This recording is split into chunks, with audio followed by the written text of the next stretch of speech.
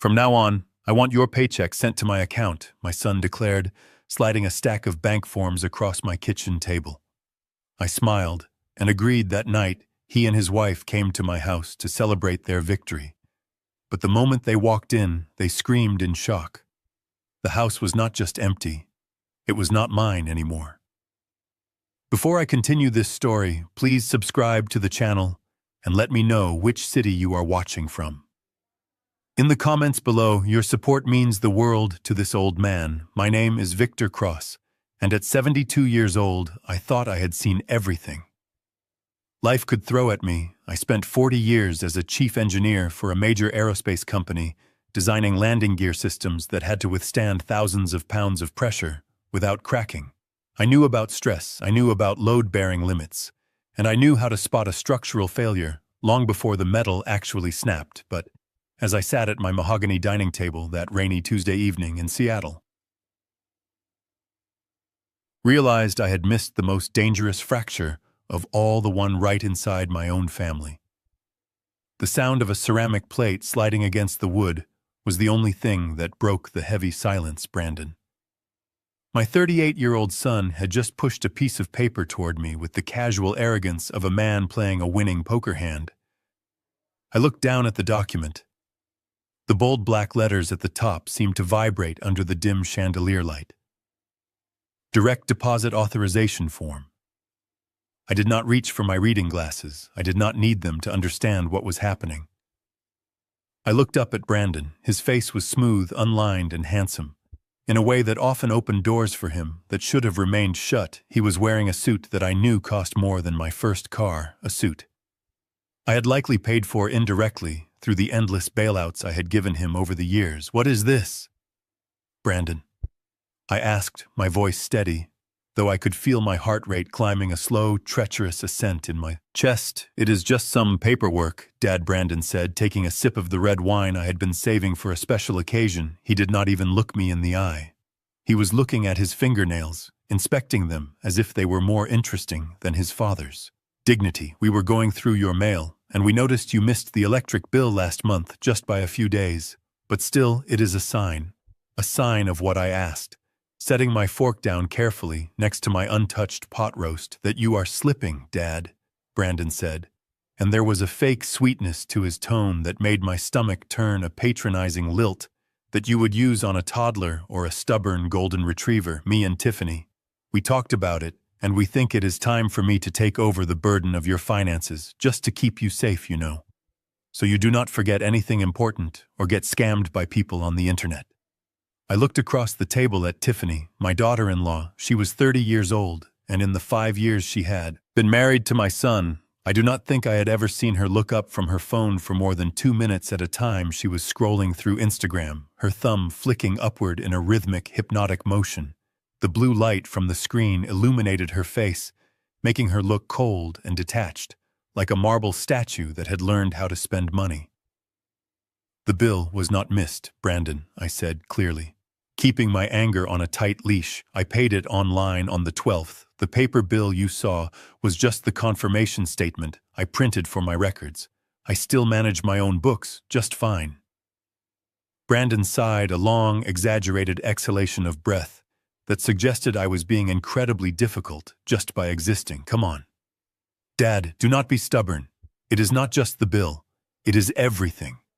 You are sitting on a huge pile of cash from your pension and those consulting checks you get every month. $12,000 is a lot for one old man living alone in a 4-bedroom house. We just want to help you manage it, streamline it. You sign this form, your checks go into a joint account that I control, and I will give you an allowance. An allowance, the word hung in the air, heavy and toxic. He was talking about giving me an allowance from my own money I had earned through decades of 60-hour weeks, missed birthdays and sleepless nights, worrying about fuselage integrity. Tiffany finally looked up from her phone. She popped a piece of gum in her mouth and chewed loudly before speaking. Her voice was high-pitched and grated on my nerves, like metal on metal. Look, Victor, you should be grateful, honestly. Most people your age are already rotting away in some state. Run nursing home smelling like bleach and boiled cabbage. Brandon is trying to keep you here in your house, allowing you to keep your little dignity, and you are acting like we are robbing you. Sign the paper so we can go home. I have a lash appointment in the morning. I looked at my hands resting on the table. They were not the smooth, manicured hands of my son. They were weathered. There was a small scar on my left thumb from a soldering iron accident in 1985. My knuckles were swollen from arthritis, a souvenir from years of gripping wrenches and drafting pencils. These hands had built things. They had repaired engines in freezing rain. They had held my late wife Kate when she took her last breath, and they had signed the check for $80,000 to pay for Brandon's private university tuition. I remembered that day vividly.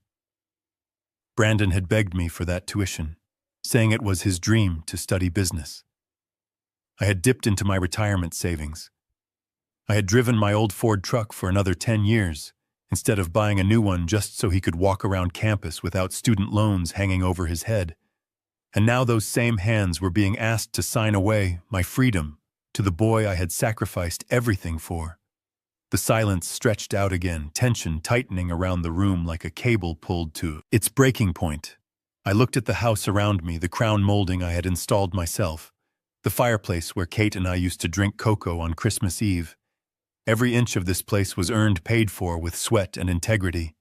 And now two people who had never built anything in their lives were sitting at my table demanding the keys to the kingdom.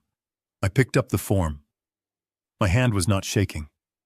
I made sure of that. I looked at it one last time. Then I looked at Brandon. I said the word was quiet, but it landed with the weight of a sledgehammer. Brandon blinked, his fake smile faltering for a second. "Excuse me." I said no. I pushed the paper back across the table toward him. "I am not signing this. I am not senile, Brandon. And I am certainly not incompetent. I manage my money because it is mine. If I need help, I will hire an accountant, not a failed real estate agent who thinks cryptocurrency is a retirement plan." The air in the room changed instantly. The fake concern evaporated, replaced by something raw and ugly. Brandon's face flushed a deep, angry red. He slammed his hand down on the table, making the silverware jump and the wine glasses rattle. "Stop acting like you are still the big boss here." "Old man," he shouted, his voice cracking with rage. "You are 72 years old. You are alone. Mom is dead, and you are just taking up space in this big house, hoarding money while your family struggles. Do you have any idea how selfish you are looking?" "We are trying to help you," Tiffany chimed in, her voice dripping with venom. But now she had put her phone down, her eyes narrowed like a predator spotting a wounded animal. "You do not get it. Do you, Victor? You are losing it. We see the signs. Everyone sees the signs. You forget things. You repeat stories. You are becoming a liability." I stood up slowly, pushing my chair back. I drew myself up to my full height of 6 feet. I might have been old, but I was not frail. I still walked 2 miles every morning. I still consulted for the firm on critical safety protocols. "Get out of my house," I said, my voice low and dangerous. Brandon stood up too, knocking his chair over. He leaned over the table, getting right in my face. I could smell the expensive wine on his breath, and beneath that, the sour smell of desperation. "You can kick us out tonight, Dad," he spat the word. "Dad out," like it was a curse word, but this is not over if you do not sign that paper. Voluntarily, I will make you sign it. Do not make me use legal measures. Do not make me go to a judge and have you declared incompetent, because I will do it. I have friends in the court system, and I will testify that you are a danger to yourself, and when I win, and I will win, you won't just lose your money, you will lose this house, and you will end up in that state nursing home Tiffany was talking about. Think about that while you sleep in this empty house tonight.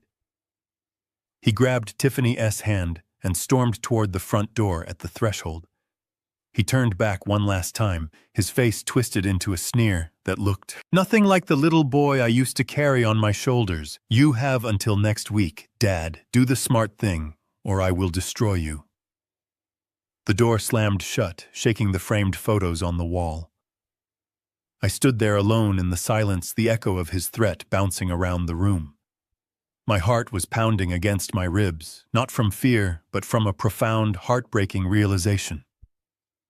The son I had raised was gone, dead, and buried under layers of greed and entitlement. The man who had just left my house was a stranger, a dangerous stranger who wanted to strip me of everything I had left. I walked over to the window and watched their car tail lights fade into the rain. They thought they had terrified me. They thought I was just a helpless old man who would crumble under the threat of a court order. They thought they held all the cards. I looked down at my hands.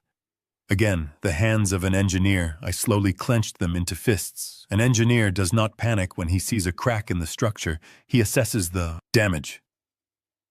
He calculates the variables, and then he reinforces the foundation. Brandon wanted a war. He wanted to play games with the law, and with my life well. He had forgotten one thing. He might have studied business, but I studied physics, and for every action, there is an equal and opposite reaction.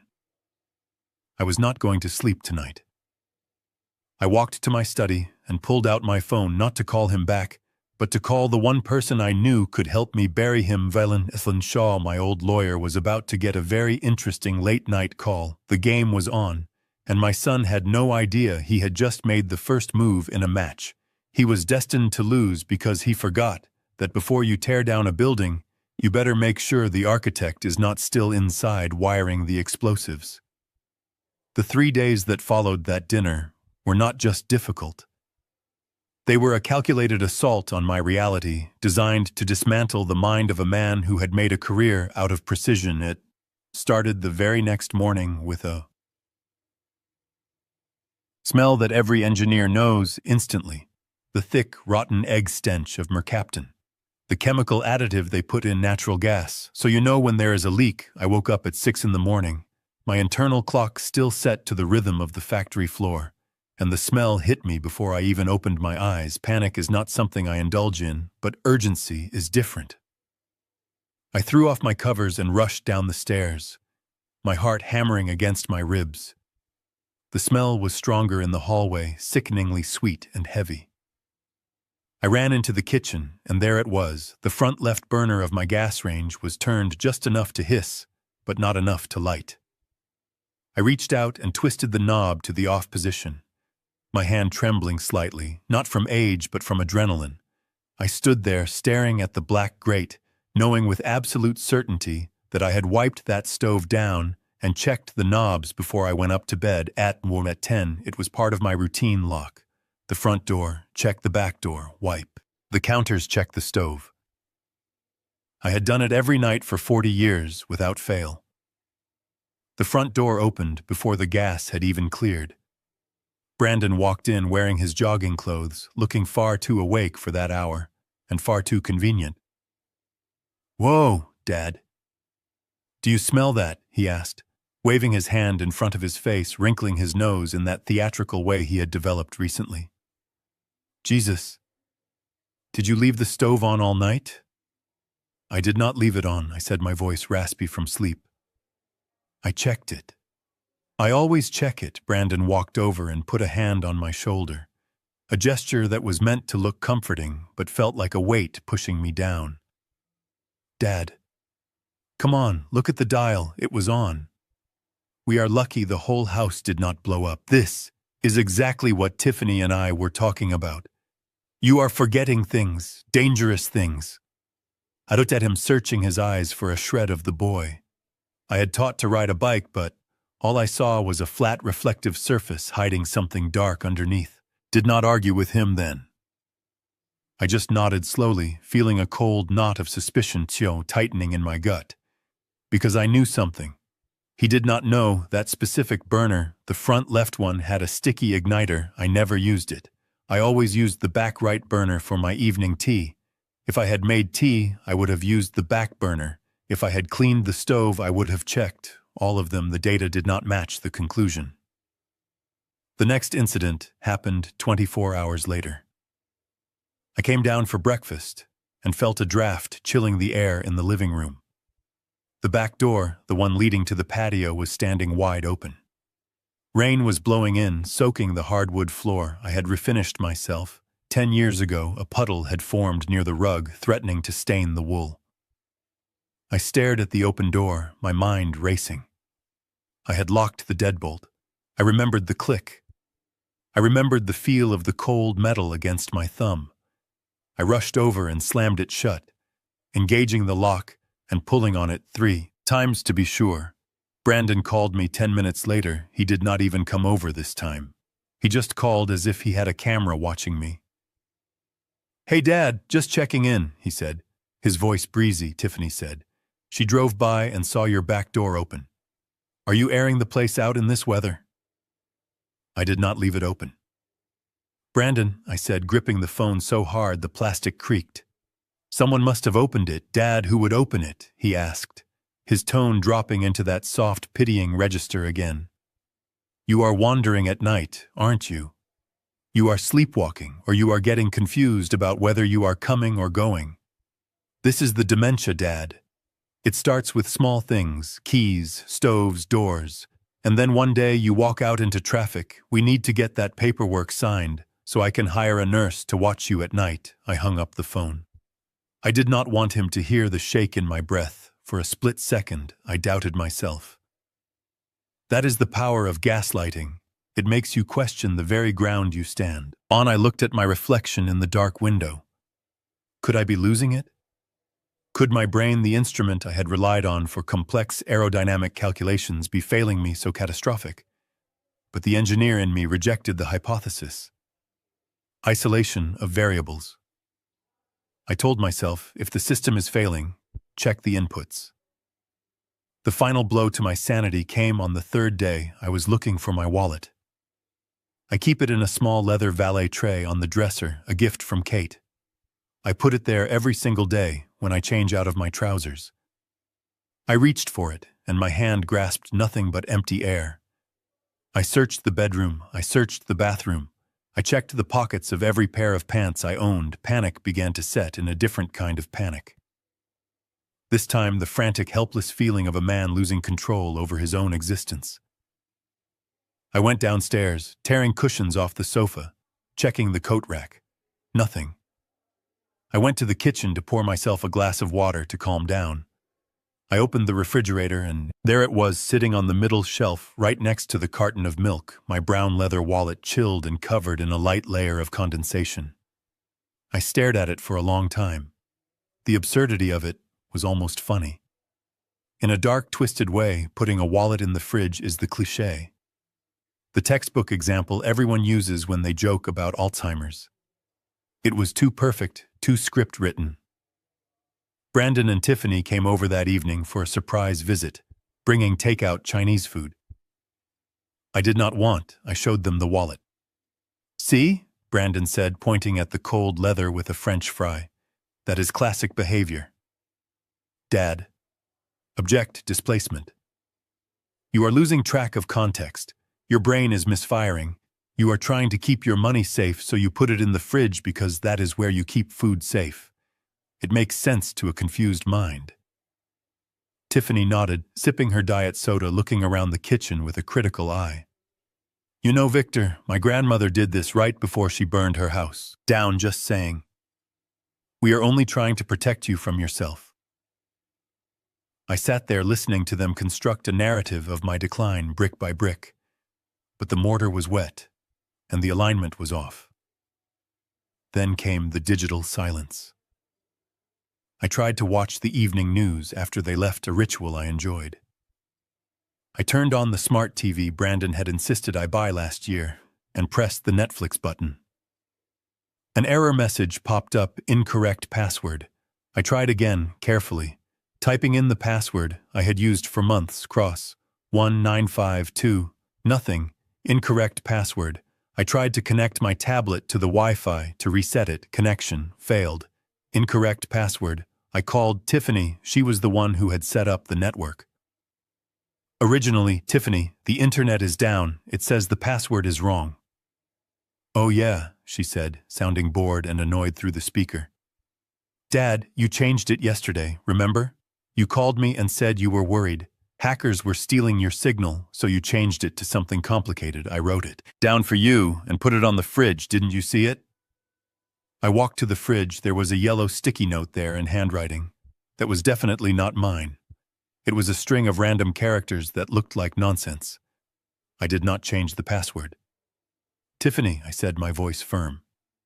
"You did, Dad," she sighed loud and long. "Look, if you are going to be difficult about this, I cannot help you. Maybe you should just read a book. Screens are bad for your condition anyway." The line went dead. She had hung up on me. I stood in the silent house, the TV screen glowing blue with the error message offering no connection to the outside world. I felt a surge of rage so hot it almost blinded me, but I forced it down. I forced it into the engine of my mind and used it as fuel. They were not just trying to get my money, they were trying to delete me. They were trying to overwrite Victor Cross. The engineer with Victor Cross, the senile invalid. They wanted me to doubt my memory so much that I would voluntarily hand over the pen and let them write the end of my story. I walked upstairs to my study and unlocked the bottom drawer of my desk. I took out a fresh field notebook, the kind with grid paper and a hard waterproof cover. I had used these for decades to track project milestones and structural anomalies. I sat down and clicked my pen. This was not a diary. Diaries are for feelings. This was a log. A log is for data. Entry 1. I wrote the date and time 2100 hours. Incident Wi-Fi. Password changed remotely. Subject claimed I did so. Lack of memory. Confirmed negative variable. Tiffany has admin access to router. Entry 2, 2110 hours wallet. Found in refrigerator. Temperature of leather suggests it was placed there approximately 2 hours prior, consistent with time of Brandon and Tiffany arrival. For drop-off of laundry. Entry 3, stove incident. Previous night. No residue of tea or food preparation. On burner grate, confirming non-use. Logical conclusion. Manual manipulation by external party. I wrote until my hand cramped. I catalogued every strange occurrence, every misplaced item, every conversation, and every lie as the ink filled the page. A pattern emerged, clear and undeniable as a blueprint. This was a siege they were cutting. My supply lines, targeting my communications and sabotaging my infrastructure. They were counting on my emotional vulnerability. They were counting on the fact that a father wants to trust his son, but they had forgotten who they were dealing with. I was not just a father, I was a man who had spent his life preventing catastrophic failure by spotting the smallest hairline fractures. They thought they were breaking me down, but all they were doing was showing me exactly where to reinforce the walls. I closed the notebook and put it in my breast pocket right over my heart. It was time to stop reacting and start testing. I needed outside verification. I needed a stress test that they could not manipulate. The next morning I would not go to the doctor they recommended. I would not call the tech support number Tiffany gave me. I was going to initiate a counter-operation, and it would begin with the one person in this world who understood the value of a paper trail as much as I did, my old lawyer. Evelyn Shaw. She had helped me patent a hydraulic valve in the 90s. She could certainly help me patent a trap for two greedy children who thought they were smarter than the man who taught them how to walk. I turned off the lights in the house, but I did not go to sleep. I sat in the dark listening to the rain, and for the first time in days, I did not feel confused. I felt focused. The data was in, the conclusion was drawn now. It was time to design the solution. The ambush came 2 days later on a Saturday morning when the neighborhood was quiet, and the only sound was the hum of lawnmowers in the distance. I was in the garage organizing my tool chest, a ritual that usually brought me peace, wiping down the chrome vanadium wrenches and aligning the screwdrivers by size, but the peace was shattered by the sound of tires crunching on my gravel driveway. Not one car, but two. I walked out of the garage, wiping grease from my hands with a rag. Brandon was getting out of his SUV, but he was not alone. A man I had never seen before was stepping out of a silver sedan. He was short, balding and wearing a tweed jacket that looked too heavy for the season, carrying a thick leather briefcase that looked like it had seen better days. I stood my ground. At the edge of the garage door, my boots planted firmly on the concrete. I did not smile, I did not wave, I just waited for the variable to present itself. "Hey, Dad!" Brandon called out, his voice carrying a forced cheerfulness that made my skin crawl. Sorry to drop in without calling, but I brought a friend I wanted you to meet. This is Dr. Eris. The stranger stepped forward, extending a hand that was soft and damp. Mr. Cross, it is a pleasure to meet you. Brandon has told me so much about you. What a lovely property you have here, very secluded. I did not shake his hand. I looked at Brandon, ignoring the stranger completely. Who is this Brandon, and why is he here on a Saturday morning? Brandon shifted his weight, looking uncomfortable under my stare. Oh, he is just a friend of Tiffany, actually. He is a specialist in geriatric cognitive health. We were just talking about how much stress you have been under lately, with the bills and the confusion. And I thought it would be great if Dr. Eris could just have a casual chat with you. You know, just to put everyone's mind at ease.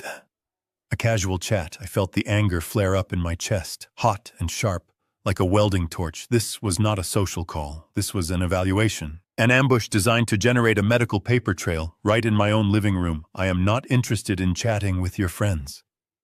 Brandon. I said, my voice low and steady, and I certainly do not need a cognitive evaluation. I suggest you both get back in your cars and leave before I call the sheriff for trespassing. Dr. Eris cleared his throat, pulling a pen from his pocket, clicking it nervously. Mr. Cross, please, there is no need for hostility. We are just concerned about your well-being. Brandon tells me you have been exhibiting some signs of paranoia and memory loss, specifically regarding financial obligations and household safety. Getting confused about stove knobs and passwords is very common at your age, but it can be a sign of something that needs management. He was talking to me like I was a toddler who had refused to eat his peas. His tone was condescending, dripping with that fake medical sympathy that masks a cold calculation. I took a step forward, and the doctor took a step back, instinctively. My memory is fine. Doctor, I said, looking him dead in the eye, I remember that the igniter on my stove has been faulty since 2019. I remember that my Wi-Fi password was changed remotely on Thursday at 9 p.m., and I remember that my son is currently standing on the driveway of a house he did not pay for, trying to declare his father incompetent so he can get access to a bank account. He did not earn. Does that sound like memory loss to you? Or does it sound like a detailed observation of a hostile takeover? Brandon's face went pale, then red. Dad. Stop it. You are embarrassing yourself. This is exactly what I mean. The paranoia, the aggression. You are acting crazy. I am acting like a man who sees exactly what is happening. I pointed to the street. Get out. Brandon, and take your quack doctor with you if you want to evaluate someone. Evaluate yourself for a lack of moral spine. Dr. Eris looked at Brandon, shaking his head slightly. I think we should go. Mr. Cross appears. To be in a state of high agitation, we cannot conduct a proper assessment in this environment. You are right about one thing, I said. I am agitated now, leave. They retreated to their cars, but Brandon did not get in. Immediately, he waited until the doctor had backed out of the driveway, then he turned back to me. The mask of the concerned son was gone completely, replaced by a look of pure, unadulterated malice. He walked back up the driveway, stopping just out of arm reach. You think you are so smart? He spat the words out, his eyes narrowing into slits. You think you won because you chased him off, but all you did was prove my point. He reached into his jacket pocket and pulled out a folded document, holding it up like a weapon. You have until Monday. Dad. Monday morning at 9 a.m. What happens Monday? I asked, keeping my face stone cold. This is a draft for a petition of conservatorship, Brandon said, his voice dropping to a whisper that was louder than a scream. If you do not sign the voluntary power of attorney and the direct deposit transfer by Monday morning, I am filing this with the probate court. I have the doctor's statement about your aggression. I have Tiffany testimony about the stove and the open doors, and I have the missed bill. He took a step closer, invading my personal space, smelling of expensive cologne and fear. Do you know what happens when I file this? The court freezes your assets, Dad. Everything. Your accounts, your cards, even your ability to sell this house. The judge will appoint a temporary guardian. And guess who that is going to be? Me. And once I am your guardian, you do not get to make decisions anymore. You go where I say you go, and I say you are going to a facility where you cannot hurt yourself. I stared at him, feeling the blood drain from my face, not from fear, but from the sheer shock of hearing my own flesh and blood threaten to imprison me. You would put me in a home, I asked quietly, just to hear him say it. I will put you where you are safe, Brandon said, and by safe I mean somewhere cheap, because I am not spending my inheritance on a 5-star resort for a man who won't even help his own family. Inheritance, the word, hung in the air between us, naked and ugly. He was already counting the money, he was already spending it in his head. Just then, Tiffany's car pulled up to the curb. She had been waiting down the street, watching. She got out and walked up the driveway, her heels clicking on the asphalt. She did not look at me, she looked past me at the house. Did he sign it? She asked Brandon, ignoring my presence entirely. Not yet, Brandon said. But he will, he knows what the alternative is. Tiffany walked past us and stood at the bottom of the porch steps looking up at the house. Her eyes were not looking at the architecture or the garden, she was looking at the windows. At the heavy oak front door, she was calculating. You know, Brandon, she said, her voice dreamy and detached. If we have to put him in the facility, we should really think about staging this place. Quickly, the market is hot right now. That antique grandfather clock in the hall alone would fetch $5,000 at auction, and the rug in the living room. The Persian one that is easily another 10. I felt a cold chill run down my spine that had nothing to do with the wind. She was not just talking about selling the house, she was talking about stripping it. She was talking about selling my life, piece by piece, to the highest bidder. That clock was a wedding gift from your mother, I said, my voice trembling with rage. Tiffany turned to me and shrugged. Well, if you are in a home, you won't need to tell time, will you, Victor? Besides, someone has to pay for your care, and the state facilities are so depressing. We are just being practical. She looked back at the house, her eyes hungry, almost glowing with greed. And I realized then that this was not just about my monthly paycheck anymore. This was not just about covering some gambling debt or a few credit card bills. They wanted it all. They wanted liquidate my entire existence. They wanted to erase 40 years of hard work, strip the assets, sell the memories, and use the cash to fuel their vanity. They saw me not as a father or a human being, but as an obstacle, a stubborn old lock on a treasure chest that they were determined to smash open. Brandon stepped up next to her, putting his arm around her waist, presenting a united front of entitlement. Monday morning, Dad, he said again. Monday morning, or the sheriff comes to escort you out for your own safety. Think about it. They turned and walked back to his car, leaving me standing in the driveway with grease on my hands and a hole in my heart, where my love for my son used to be. I watched them drive away, and the silence returned to the neighborhood. But the peace did not inside me. The gears were turning faster than they ever had before. The engineer was analyzing the stress load, and the conclusion was terrifying. The structure could not hold. I had 48 hours before. They filed a motion that would strip me of my rights 48 hours before a judge who did not know me might believe the lies of a well-dressed son and a paid-off doctor. 48 hours to save my life. I looked at the house, my fortress, my sanctuary. I looked at the garden Kate had planted. I looked at the garage where I built things that flew. They wanted a war. They wanted to play the legal game. They thought they had the leverage because they were young and I was old. They thought they had the leverage because they were ruthless and I was decent. But they had made a critical error in their calculations. They assumed that because I was old, I was slow.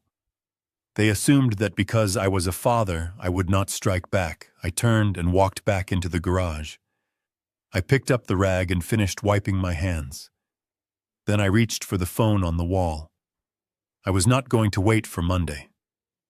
I was not going to wait for the court. I was going to make a preemptive strike that would shake the ground. Beneath their feet, I dialed the number I knew by heart. Evelyn Shaw, my attorney, Evelyn, I said when she answered, her voice warm and familiar.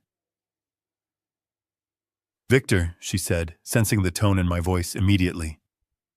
What is wrong? I need you to clear your schedule for the weekend, I said, looking at the empty spot in the driveway where my son had stood. Why? What has happened? She asked. I am initiating the scorched earth protocol, I said, my voice flat and hard. I need to liquidate everything, Evelyn, everything, the stocks, the bonds, the savings, and I need to do it before Monday morning.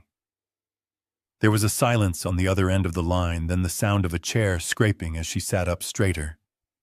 Did Brandon threaten you?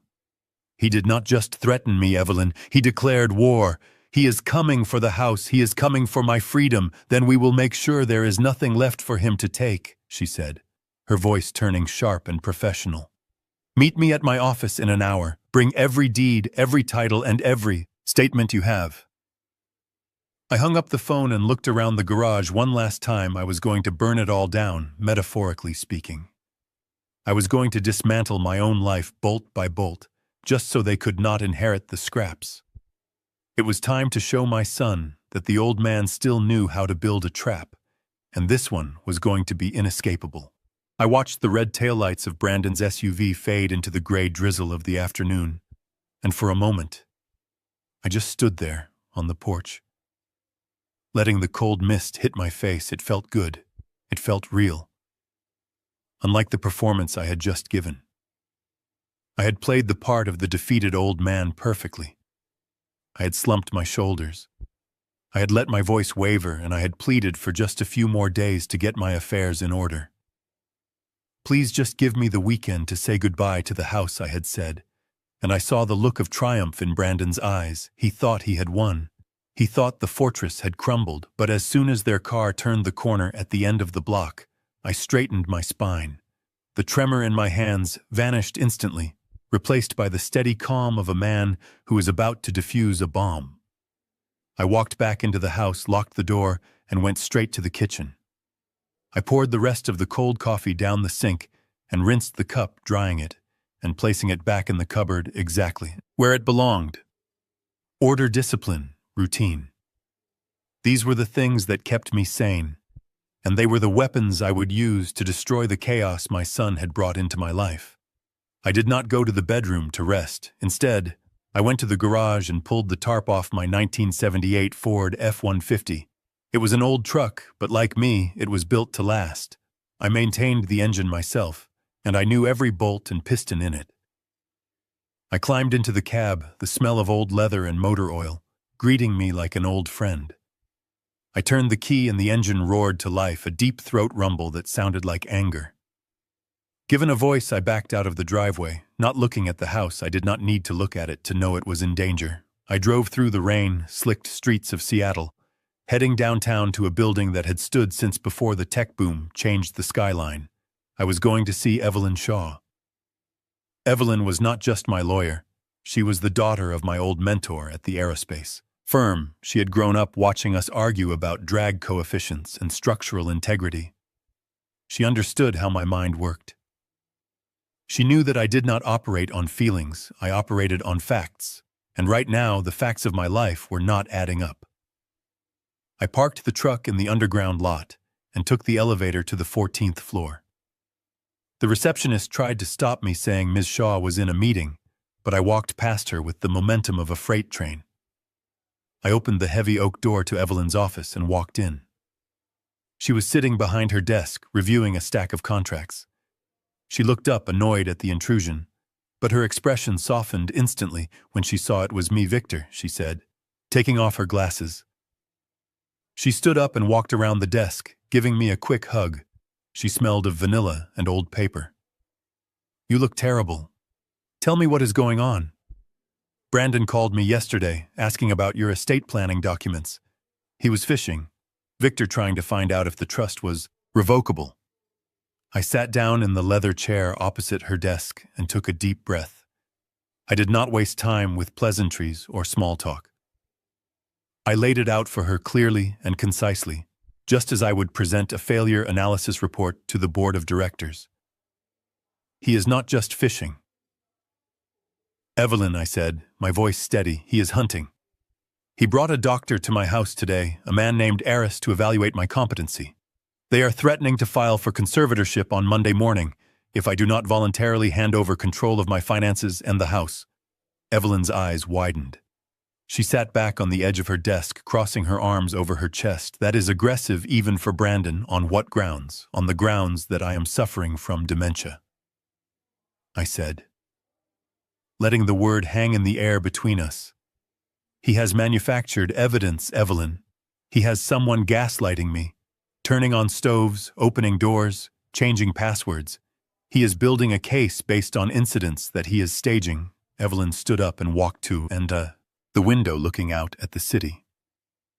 She was silent for a long moment, processing the information. She was one of the sharpest legal minds in the state, and I could see her calculating the angles. We can fight this, she said, turning back to face me. We can get an independent evaluation.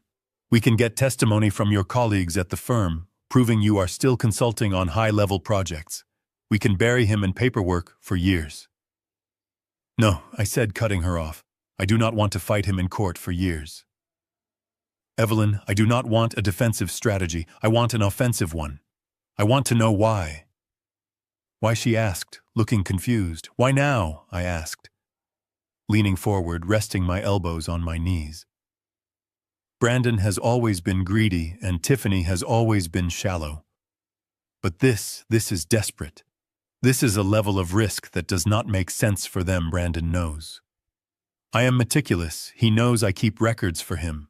To try to have me declared incompetent while I am still working and driving and living independently is a Hail Mary pass. It is a move you make when you have no other options. I looked Evelyn in the eye and channeled every ounce of authority I had left. I want you to hire a forensic accountant. Evelyn, I said, I want you to hire the best private investigator you know, and I want you to tear Brandon's financial life apart.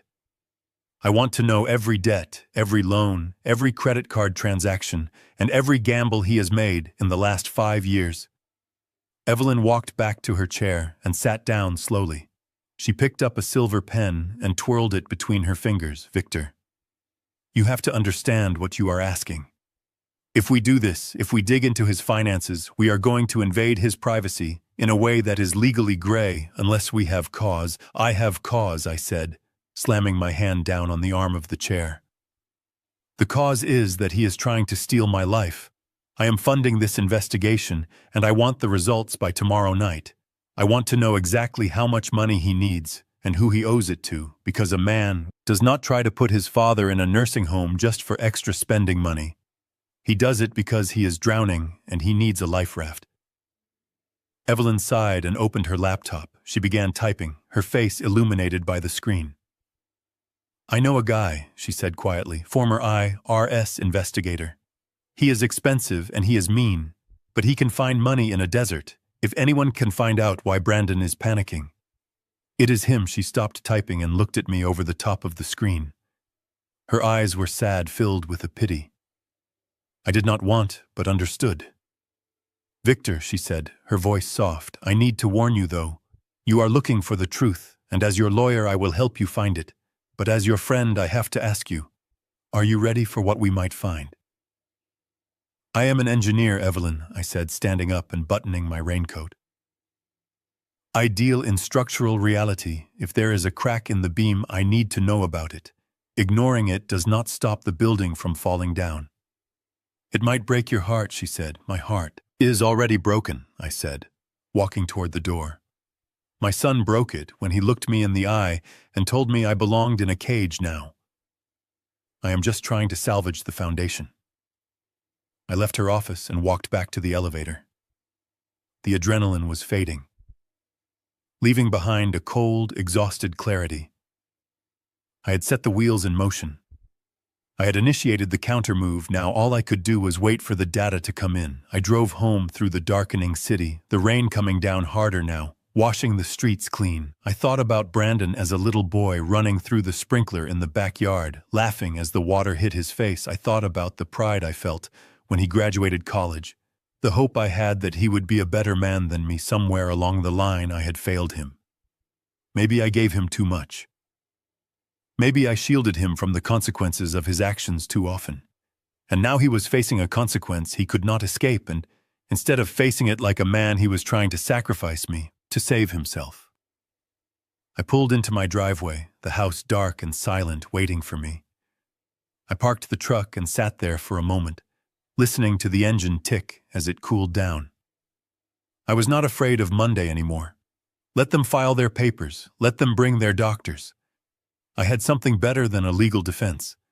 I had the truth, and by the time I was done with them, the truth was going to hit them harder than any lie they could ever invent. I went inside and made myself a cup of tea on the back burner of the stove. I checked the lock on the back door 3 times. Then I sat in the dark living room and waited for the phone to ring. I knew Evelyn would not sleep until she had answers, and neither would I. The engineer was back on the job and the inspection was just beginning. The office of the private investigator was exactly what I expected it to be, located in a nondescript strip mall between a dry cleaner and a payday loan shop. Inside, the air smelled of stale coffee and printer toner. I sat on a folding metal chair, my hands resting on my knees, waiting for the man across from me to speak. His name was Miller, a former Treasury agent with eyes that looked like they had seen every variety of human sin and decided none of it was surprising anymore. On the desk between us sat a thick manila folder.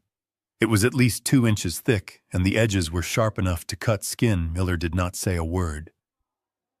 At first, he just tapped a cigarette against the pack, not lighting it. Just a nervous habit, I suppose. Finally, he pushed the folder across the scuffed laminate surface toward me with a heaviness that suggested it contained uranium. "You might want to put on your reading glasses for this, Mr. Cross," Miller said, his voice gravelly and devoid of emotion, "and maybe prepare yourself, because in 30 years of doing this, I have seen some ugly things, but this one is a masterclass in financial suicide." I opened the folder, my fingers brushing against the cold paper. The first page was a summary sheet, highlighting a number in bold red ink that made my breath catch in my throat: $482,000.50. I stared at the number, blinking, trying to make it make sense. That was nearly $500,000.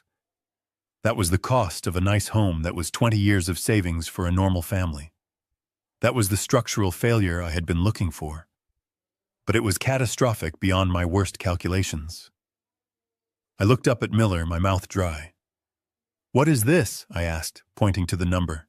"Is this a business loan? Did he try to start a company and fail?" Miller let out a short, dry laugh that sounded like a bark. "Mr. Cross, that is not a business loan.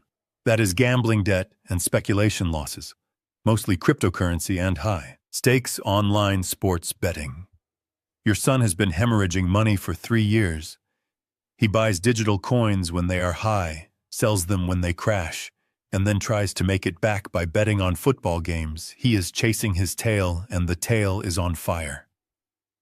I turned the page, and there it was, page after page of bank statements, highlighting transfers to offshore exchanges, names I did not recognize, located in places like Malta and the Cayman Islands. Thousands of dollars vanishing at a click of a button. 2,000 here, 5,000 there. One night in November, he lost $12,000 in 4 hours. I felt a wave of nausea wash over me. This was not just bad luck. This was an addiction. This was a sickness, but as I turned to the credit card section, the sickness morphed into something else, something more malicious. Tiffany's name was at the top of these statements. 5 different credit cards, all of them maxed out to their limit. Platinum cards, gold cards, cards that charged 25% interest. I ran my finger down the list of purchases, expecting to see groceries or medical bills or maybe repairs for their car. Instead, I saw luxury Gucci, Louis Vuitton, Saks, Fifth Avenue, a spa retreat in Napa Valley, costing $4,000 a weekend. I looked at the dates on these purchases. The spa retreat was 2 weeks ago when Brandon told me he could not afford to fix the leak in his roof, and asked to borrow $500 2 weeks ago when Tiffany told me she was so stressed about money she could not sleep. They were lying to me not just about the big things, but about everything. They were living like royalty on borrowed money, building a house of cards while standing in a wind tunnel. But the real blow, the one that made my blood run cold, came on the last page of the report. It was a photocopy of a document on official bank letterhead with a stamp that said "Final Notice" in angry red letters. It was a foreclosure notice for Brandon's house, I read. The text, my engineer eyes scanning for the critical data point: they were behind on their mortgage by 6 months. The bank had initiated legal proceedings. The auction date was set for exactly 15 days from now. 15 days, the pieces of the puzzle slammed together in my mind with the force of a car crash. Monday morning, the rush to get the power of attorney, the doctor, the threats, the desperation. They were not worried about my health. They were not worried about me getting lost or forgetting to pay a light bill. They were 15 days away from being homeless. I looked up at Miller, and for the first time I saw a flicker of sympathy in his hard eyes. They need collateral. "Mr. Cross," Miller said quietly, "they are underwater and the sharks are circling. No bank will refinance them with that credit score and that much debt, unless they have a co-signer with substantial assets, or unless they can show they have control over substantial assets." "Me," I whispered, the realization settling over me like a shroud. "They need my house," Miller nodded. "They do not just need your house, they need your portfolio, your pension, and your signature. If you sign that power of attorney on Monday, by Tuesday afternoon, they will have leveraged your property to pay off their arrears. They will drain your retirement accounts to pay the credit cards, and they will use your monthly income to keep the carousel spinning for another 6 months. And what about me?" I asked, though I already knew the answer. Miller leaned forward, resting his elbows on the desk. "Honestly, sir, based on what I see here, they cannot afford to keep you in that house and pay their debts at the same time. The math does not work. Once they have control, they will sell your place, likely to one of those instant cash buyers for quick liquidity, and they will put you in the cheapest state-funded facility they can find. Medicaid will pay for it, so it won't cost them a dime, and they will keep your $12,000 a month for themselves." I closed the folder, the sound echoing in the small room like a gunshot. I sat there for a long time, staring at the beige wall, thinking about the little boy I used to carry on my shoulders, the boy who used to cry when he scraped his knee, the boy I taught to fish. I thought about the tuition checks. I wrote the cars. I bought him the times I bailed him out of trouble, always thinking I was helping him build a future. I had not built a future. I had built a monster. Brandon did not love me. He did not even respect me. To him, I was just an asset, a resource to be mined until it was dry and then discarded like a husk. He was willing to erase my life, my dignity, and my freedom, just to cover up his own failures and buy his wife another designer handbag. A cold clarity took over my mind. The kind of clarity you get when you realize the engine is on fire and you have to cut the fuel line immediately. There is no room for sentiment in a survival situation. I stood up and picked up the folder, holding it tight. This was my evidence. This was the blueprint of their betrayal. "How much do I owe you, Miller?" I asked, reaching for my wallet. "Evelyn already took care of it," Miller said, standing up to shake my hand. She said, "You are a good man, Mr. Cross. Do not let them bury you." I walked out of that office and into the bright sunlight, but the world looked different now. The colors were sharper, the edges harder. I walked to my truck and threw the folder on the passenger seat. I drove home in silence, my mind working furiously. They thought they had a timeline. They thought they had until Monday to break me, but they did not know that I had seen the clock. They were running against 15 days. If I did nothing, I would lose everything within a month. I would be in a room with 3 other strangers eating cafeteria mush, while Brandon and Tiffany drove my car and spent my money. But if I acted now, if I executed the plan I had been forming, I could reverse the flow. I pulled into my driveway and looked at my house. It was not just wood and brick. It was my life's work. It was the place where I had been happy, where I had been a husband and a father. They wanted to take it from me. They wanted to turn it into cash to feed their greed. Over my dead body, I went inside and called Evelyn. "Do you have the papers ready?" I asked. I do, she said, her voice tight. She had seen the report too. "I am assuming you want to proceed with the trust, not just the trust." "Evelyn," I said, walking into my study and looking at the wall where my degree hung. "I want to accelerate the timeline. I want to transfer the title of the house today, and I want to liquidate the accounts tomorrow morning." "Victor, are you sure?" Evelyn asked. "Once you do this, there is no going back. You will effectively be destitute on paper." "I am sure," I said. Looking at the photo of Brandon on my desk, taken when he was 10 years old, smiling and innocent, I turned the frame face down. "I am not doing this to save money. Evelyn, I am doing this to save myself. My son is dead. He died a long time ago. The man who is coming here on Monday is a thief, and I do not negotiate with thieves." I hung up the phone and sat in the silence. The grief was there, heavy and suffocating, but underneath it was a steel spine of resolve. They wanted a senile old man. Well, they were about to find out that this old man was still the chief engineer, and I was about to decommission their entire operation. I grabbed a pen and a pad of paper. It was time to script the final scene of this tragedy. I would give them exactly what they wanted. I would give them the capitulation, the surrender, the signature. But I would do it on my terms, and when they finally opened the prize they thought they had won, they would find nothing but ash. The investigation was over. The data was conclusive now. It was time for the execution phase, and I promised myself one thing. As I watched the sun go down over the trees, they would never see it coming. The next morning I was back in Evelyn's conference room, but this time the atmosphere was different. The air was not thick with anxiety or shock. Instead, it was charged with the cold, clinical precision of a surgical theater. On the mahogany table sat a stack of documents 3 inches high, each one flagged with a yellow sticky note indicating where I needed to sign my name. Evelyn sat across from me, her hands clasped on top of a file. She looked tired, likely because she had stayed up half the night on drafting these papers. But her eyes were sharp and clear. She was not just my lawyer today. She was the demolition expert I had hired to bring down the structure of my own wealth.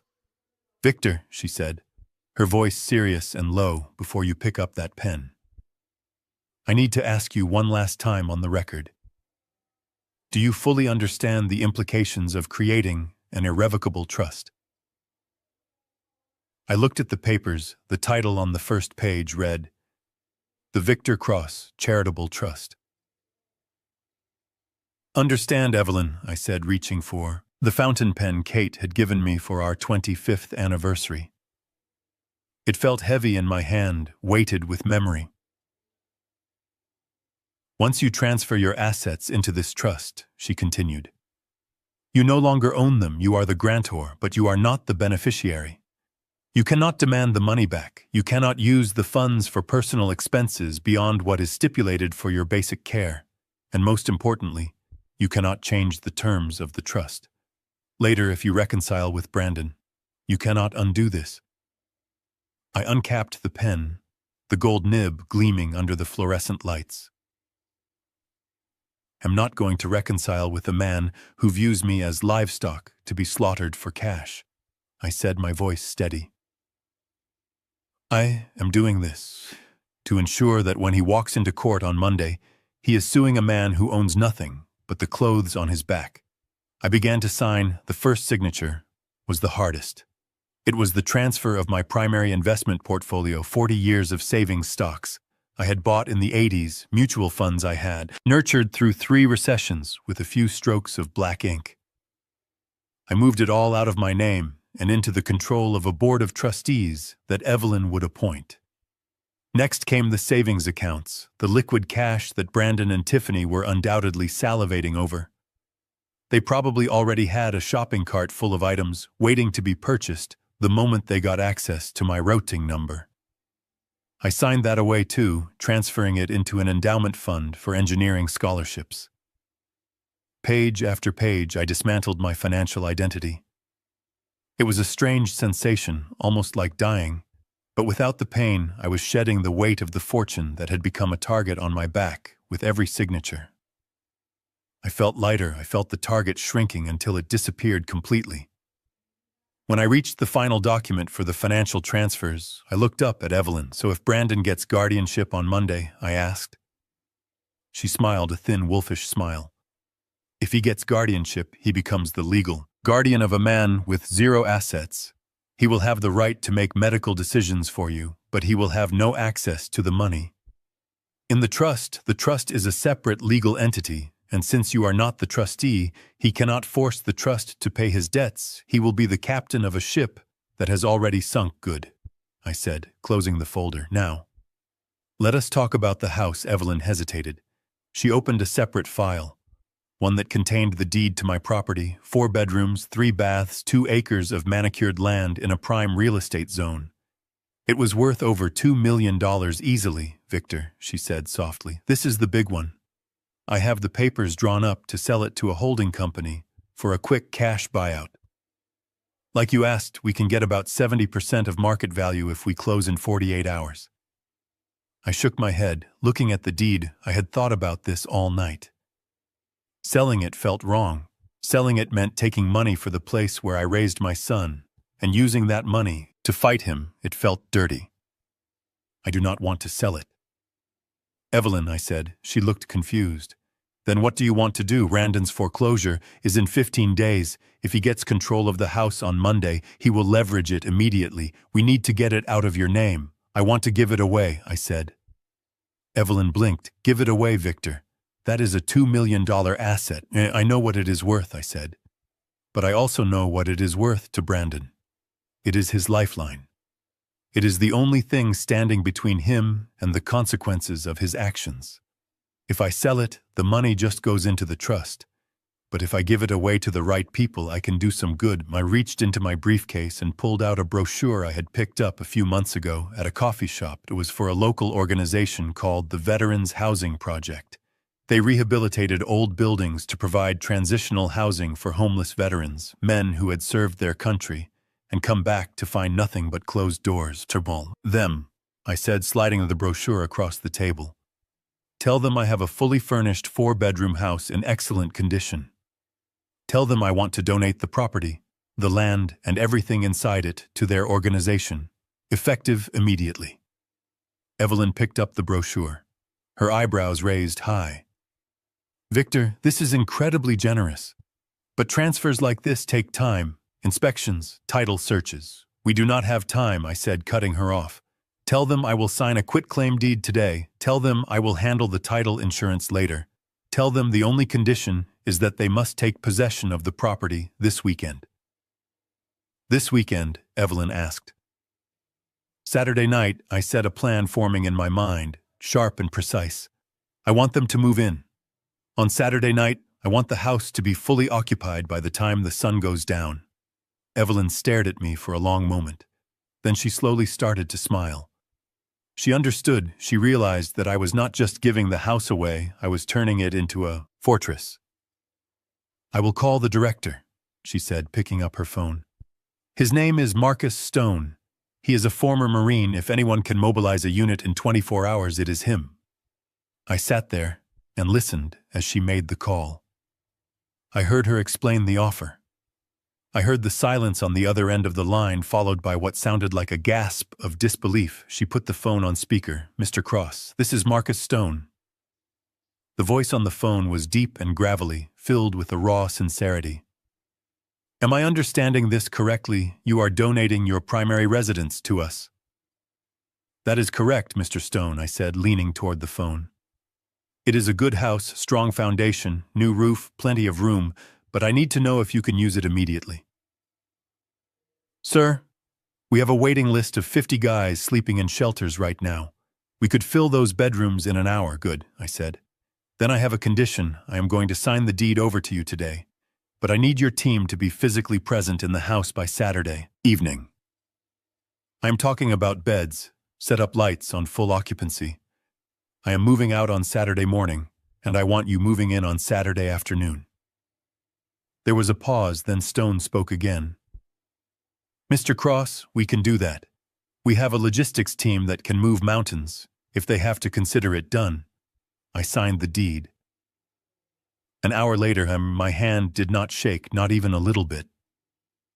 As I signed over the rights to the place where I had lived for 40 years. I felt a profound sense of peace. I was not losing my home. I was giving it a new purpose instead of being a monument to a failed family. It was going to become a sanctuary for men who understood the meaning of duty and honor. After the papers were notarized and the transfer was recorded electronically, Evelyn sat back and exhaled a long breath. It is done, she said. You are officially a pauper.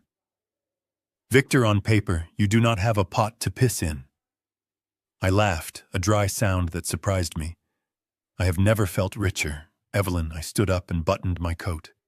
I had one more thing to do. I had to go home and pack. I had to strip the house of the few personal items I wanted to keep and prepare for the final act of this play. Evelyn walked me to the elevator. She looked worried again. Victor, she said, touching my arm. What are you going to do when Brandon finds out? I smiled, the first genuine smile I had felt in days. He is not going to find out until it is too late. I said, he is coming to dinner on Saturday night, expecting me to hand over the keys to his inheritance. He thinks he is coming to a surrender. And what will he find? Evelyn asked. I looked at the elevator numbers counting down. He is going to find that the locks have been changed, I said, and he is going to find that the new owners are not the kind of men you can bully. I left the building and walked out into the cool Seattle air. I had no house, I had no money. I had no legacy to leave to my son, but for the first time in years, I felt free. I had built a wall around my dignity that no court order could breach. I drove home looking at the familiar streets with new eyes. This was the last time I would drive this route as a homeowner. But I was not sad, I was focused.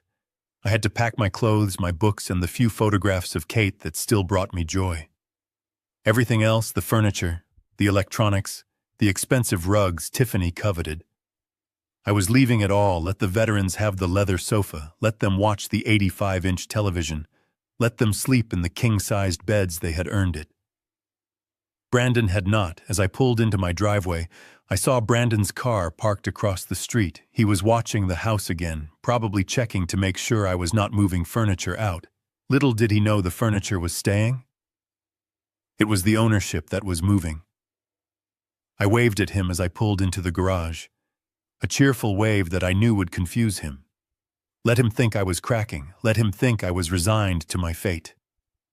The trap was set and the bait was laid and the iron doors were ready. To slam shut, all I had to do now was wait for Saturday night. The call I made to Brandon on Thursday afternoon was the hardest performance of my life.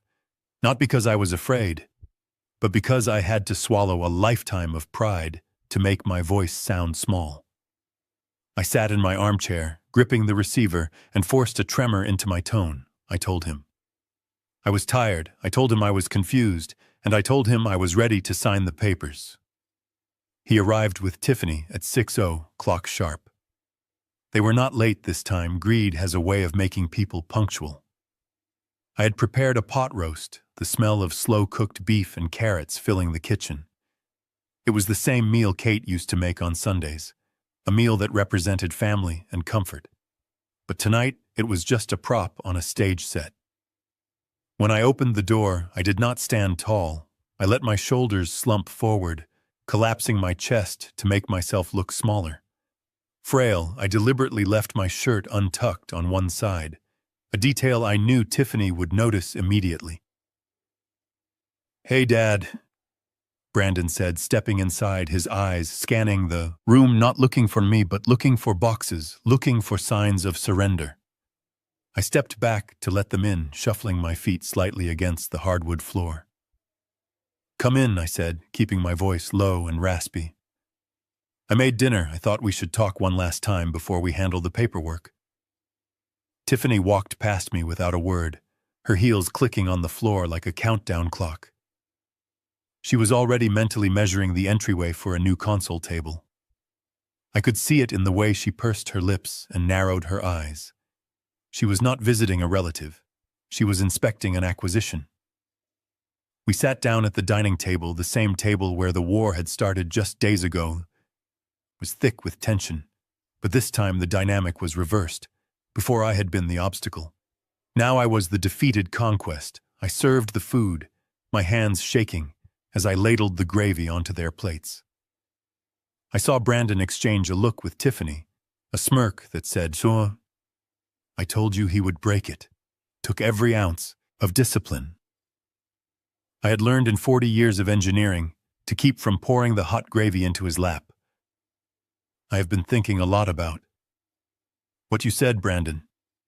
I began staring down at my plate, picking at a potato. I have been thinking about the stove and the passwords and the open door. Maybe you are right. Maybe I am losing my grip. Brandon leaned forward, his voice dripping with that fake syrup of concern. Again, of course I am right, Dad. We are not trying to hurt you. We are trying to save you from yourself. It is a lot of responsibility running a house like this, managing a portfolio of your size. It is too much for one person, especially at your age. I nodded slowly, looking defeated. I know, I said softly. I just did not want to admit it. I did not want to be a burden. You are not a burden, Victor. Tiffany chimed in, taking a sip of wine. Though her eyes were cold, provided you let us handle things. If you let us take the wheel, we can make sure you are comfortable. I reached into my pocket and pulled out the folded document. The direct deposit authorization form that Brandon had slammed onto this table on Tuesday. I smoothed it out on the tablecloth, the paper crinkling in the silence. I brought a pen, Brandon said quickly, reaching into his jacket pocket, almost knocking over his water glass in his haste. Here, use this one. I took the pen. It was a heavy, expensive ballpoint. Probably bought with one of the credit cards I had just paid off. In my mind, I looked at the form. One last time, the lines were clear. Authorizing the transfer of all employment income and pension disbursements to a joint account held by Brandon and Tiffany Cross. I hesitated. Letting the pen hover over the signature line, I wanted them to sweat. I wanted them to feel the anticipation. Are you sure this will cover everything? I asked, looking up at Brandon. My consulting fees, the pension, the Social Security. Everything, Dad. Brandon said, his eyes locked on the pen. We will pay the bills, we will give you cash for groceries, and we will make sure the house is maintained. You won't have to worry about a single dollar ever again. I lowered the pen and signed my name. Victor J. Cross.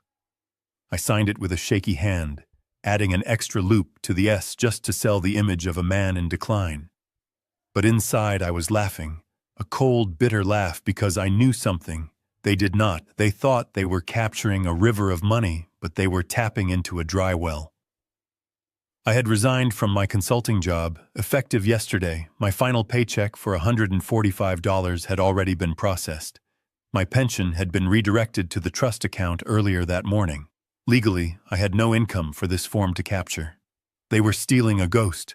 I pushed the paper across the table to Brandon. He snatched it up, checking the signature like a bank teller, verifying a check. Then he folded it and put it in his pocket, patting it with a satisfaction that made me sick. There, I said, leaning back in my chair. It is done. Good, Brandon said, exhaling a long breath. You made the right choice, Dad, really. But there is one more thing, I said, raising a finger. They both froze, looking at me sharply. What is it? Tiffany asked. I looked around the room, letting my gaze linger on the walls. I cannot live here alone anymore, I said, my voice trembling, just the right amount. The house is too big, and if I am losing my memory, I am afraid I might burn it down or hurt myself. I think it is time for a change, Brandon. S. eyes lit up. What are you suggesting, Dad? I think you should move in, I said. The silence that followed was absolute. I could hear the refrigerator humming in the kitchen. I could hear the rain tapping against the window. You want us to move in, Tiffany? Asked her voice, rising an octave in excitement. Yes, I said, looking down at my hands. I have thought about it. I will take the small bedroom on the first floor, the one off the kitchen. It is plenty of room for me. You two can have the master suite upstairs, and the rest of the house you can keep an eye on me, and you can manage the property better if you are on site. Brandon looked at Tiffany, and I saw a look of pure, unadulterated joy pass between them. It was the look of two pirates who had just boarded a galleon without firing a shot. Not only did they have my money, now they had the mansion, Dad, that is. That is a great idea, Brandon said, trying to sound calm but failing. We can definitely make that work. It makes the most sense, really, for safety. I nodded, yes, for safety, and I want to do it soon. I want to get it over with. How soon? Tiffany asked, leaning forward. This weekend, I said. Saturday. Saturday, Brandon asked. That is in 2 days, I know, I said. But I have a plan. I am going to go up to the cabin at the lake for the weekend. I am going to go fishing one last time, just to clear my head and say goodbye to my old life. I will leave Saturday morning and come back Monday evening. That will give you 2 full days to move your things in and get settled without me being in the way. You can take the master bedroom. Move my things into the guest room. Do whatever you need to do to make it yours. I watched them process this. The offer was too good to be true, and that is exactly why they bought it. It appealed to their laziness and their greed. They did not want to move in with me watching over their shoulders. They wanted free rein. They wanted to walk into the master suite and start claiming territory without the old man breathing down their necks. That sounds perfect, Dad, Brandon said, smiling, a genuine smile for the first time in years.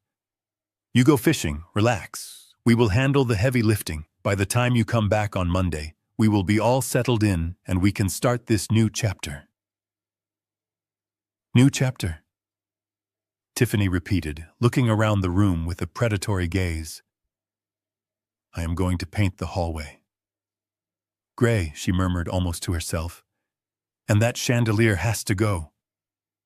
I felt a spike of anger, but I pushed it down. Let them plan, let them dream, let them imagine themselves, living in my house, sleeping in my bed, enjoying the fruits of my labor. Great, I said, standing up slowly, holding onto the table for support. Then it is settled. I will leave the key under the mat for you on Saturday morning. I walked them to the door, playing the part until the very end. Brandon patted me on the back, a condescending gesture of victory. Get some rest, Dad, he said. You look exhausted. I am, I said, looking him in the eye for a brief second, letting him see the fatigue but hiding the fire behind it. I am ready for this to be over. I watched them walk to their car. They were walking lighter, bouncing almost. They were already spending the money in their heads. They were already hosting parties in my living room. As they drove away, I locked the door and slid the deadbolt home. The sound was loud in the empty house.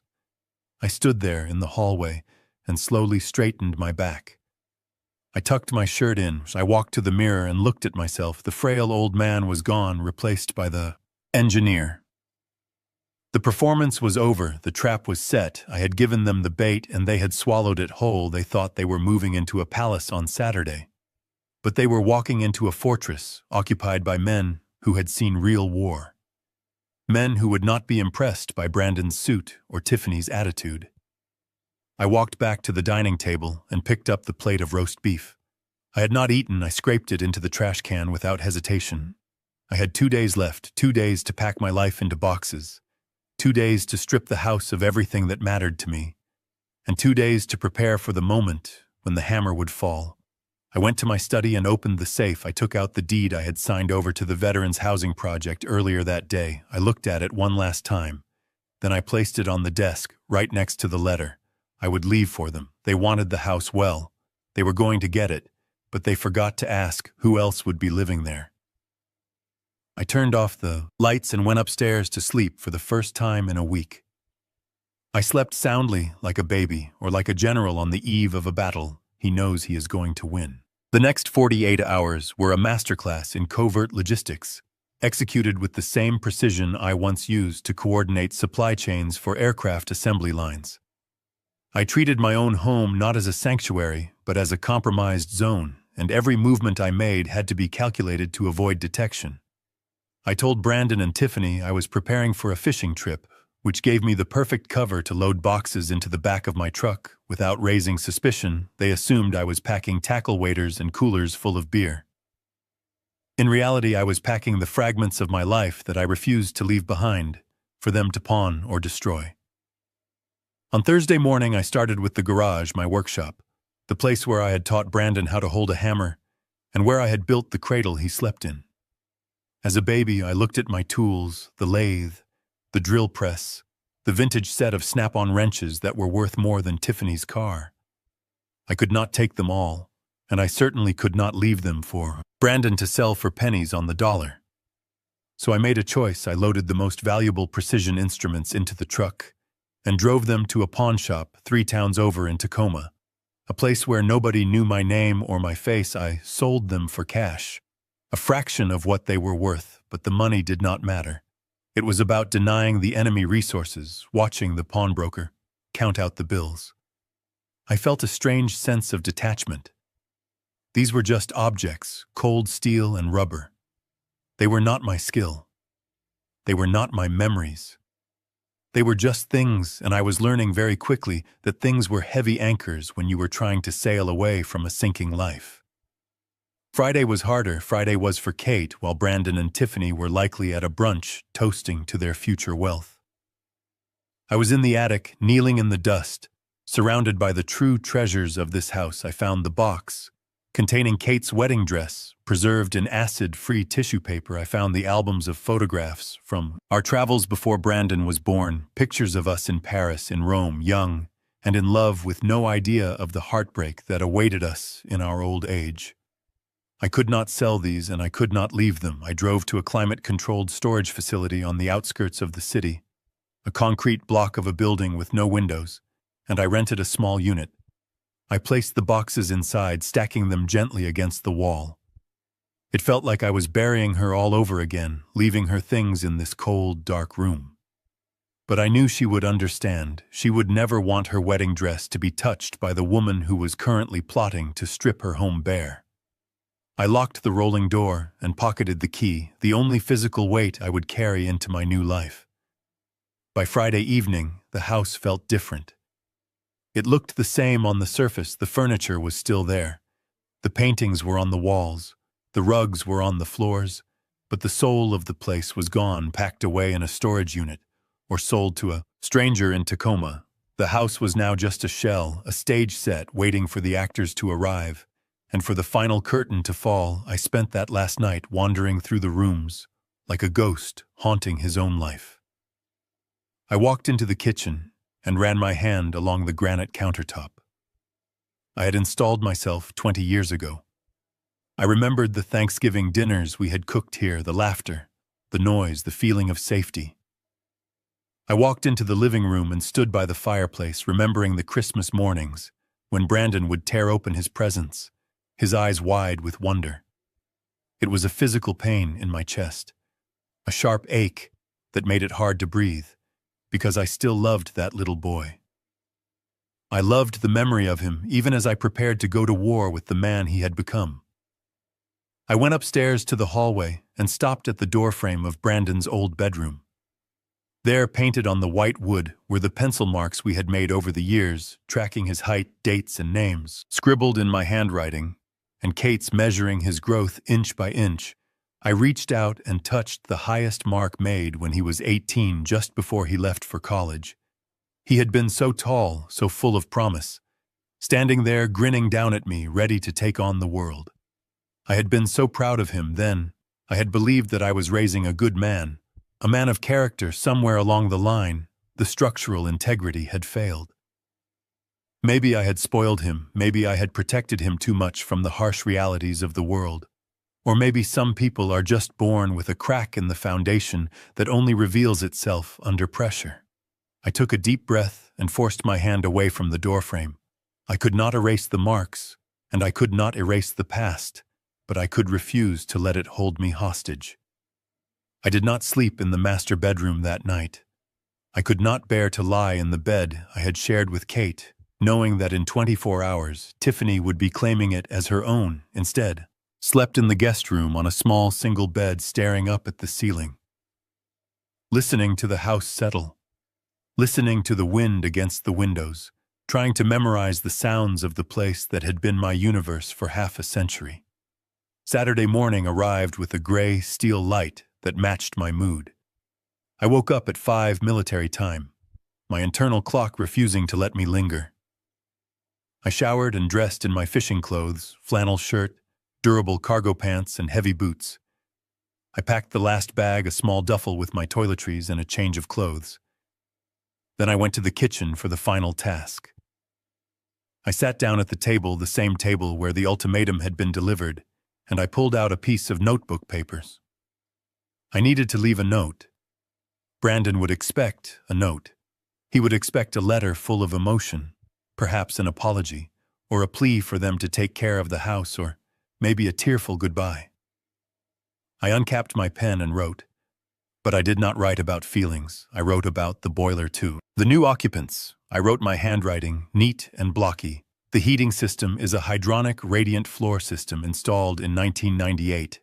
It operates on a closed-loop pressure, should be maintained between 12 and 15 psi. If the pressure drops below 10, check the expansion tank valve located behind the water heater. The zone valves for the upstairs bedrooms are prone to sticking. If the thermostat is set below 65 degrees, do not force the valve manually. Use a silicone lubricant spray regarding the electrical panel. The breaker for the outdoor lights is number 14. It is sensitive to moisture, so if it trips during heavy rain, wait for it to dry out before resetting. I wrote down the instructions for the security alarm, the code for the garage door keypad, and the schedule for the septic tank. Maintenance. I covered every mechanical quirk of the house, every operational detail that kept the machine running smoothly. I signed it simply V. Cross. I read it over and nodded. It was the perfect goodbye. It was the letter of an engineer handing over a machine. It was devoid of sentiment, devoid of anger, and devoid of love. It was a user manual for a life I was no longer living. I left it in the center of the kitchen table, anchored by the heavy salt shaker, so it would not blow away. I picked up my duffel bag and walked to the front door. I did not look back at the kitchen. I did not look back at the living room. I stepped out onto the porch and pulled the door shut, feeling the heavy thud of the latch engaging for the last time. I bent down and lifted the welcome mat, the one that said "Home Sweet Home," and placed the brass key underneath it. Just as I had promised. It was a lie, of course. The key would work, but it would not open the door to the future. They imagined it would open the door to a reality check they never saw coming.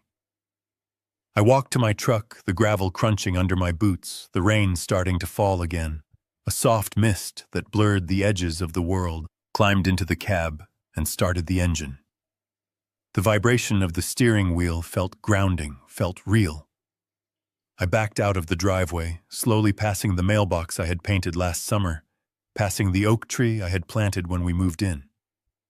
I drove down the street, watching the house shrink in my rearview mirror, until it was just a small shape in the distance. And then I turned the corner, and it was gone. I did not cry. I thought I would. But the tears did not come instead. I felt a strange lightness, a release of pressure like a valve opening to vent steam. I was homeless. I was technically poor, and I was alone, but as I merged onto the highway, heading not toward the lake but toward the airport, I realized I was also something else.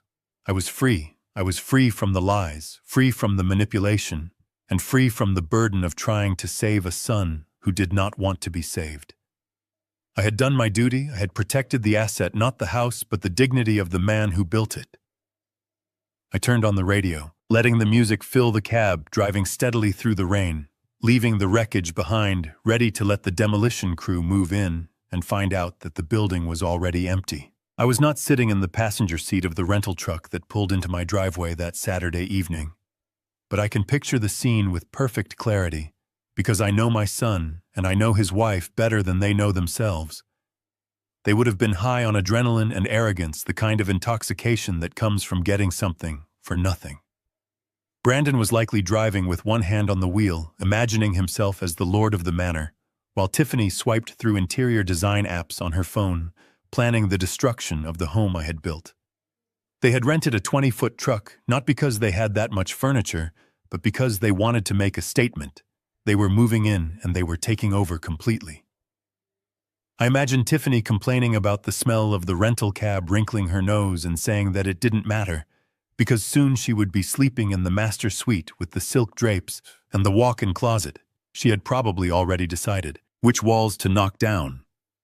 She had mentioned turning my library, the room where I kept my first editions and my drafting schematics, into a live streaming studio for her fashion channel. She wanted to paint the mahogany shelves white and install ring lights. She wanted to erase the smell of old paper and tobacco and replace it with the scent of vanity. They pulled into the driveway just as the sun was setting, casting long shadows across the lawn. The house looked welcoming. From the outside, the porch light was on just as I had left it, and the windows glowed with a warm, inviting light. Brandon must have felt a surge of triumph as he turned off the engine, looking up at the brick facade, thinking that he had finally won. He had beaten the old man, he had outsmarted the engineer, and now he was the king of the castle. "Come on, let's get the boxes inside before it starts raining again," Brandon said.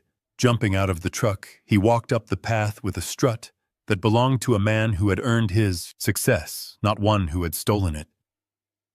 Tiffany followed him, her heels clicking on the pavement, carrying nothing but her purse and her sense of entitlement. They reached the front door, and Brandon bent down to lift the welcome mat. I can imagine his smirk as he found the brass key right where I said it would be. "See," he told Tiffany. "He is so predictable, he does exactly what he is told." He slid the key into the lock and turned it.